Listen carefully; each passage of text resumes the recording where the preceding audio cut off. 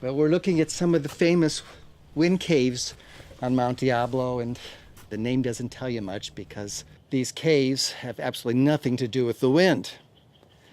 This is a very soft sandstone, about 45 million years old. It's a quartz sandstone cemented together with calcium carbonate cement. And it's very porous and permeable. Water can soak right through. And it turns out what happens during our rainy winters, rainwater falling through the atmosphere, mixes with carbon dioxide and forms a very weak acid. It's not the same as acid rain. It doesn't hurt people.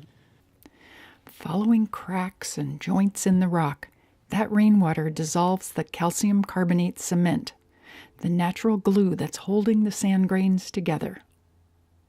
So you get areas that are strongly cemented. You get areas that have absolutely no cement left.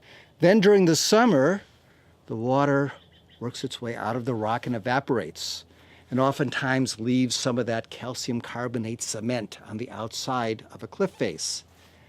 And if you look very carefully at the rock here, you can see some of that old cement from the inside. Geologists call it the duracrust. If you walk over to the sandstone cliff and very gently rub your fingernail against a spot that has no cement. Look under your fingernail, plenty of sand grains.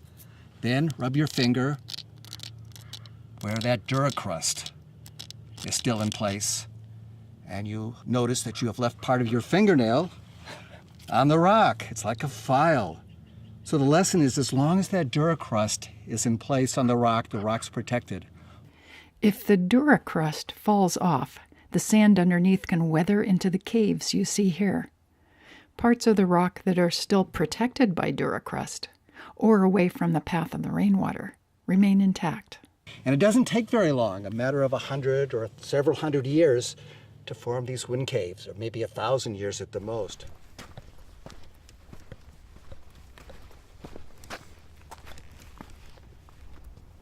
Follow the brown posts along the ridge that mark the trail through time. In 3 minutes or so, you'll reach the Sentinel Rock sign. From there, you can walk 30 or 40 steps to the west where you can get a good look at the small peak with cables on it in the distance. That's Sentinel Rock, the subject of Segment 4. You can either listen from there or climb to the top on the Sentinel Rock steps. Don't worry too much about the exact route.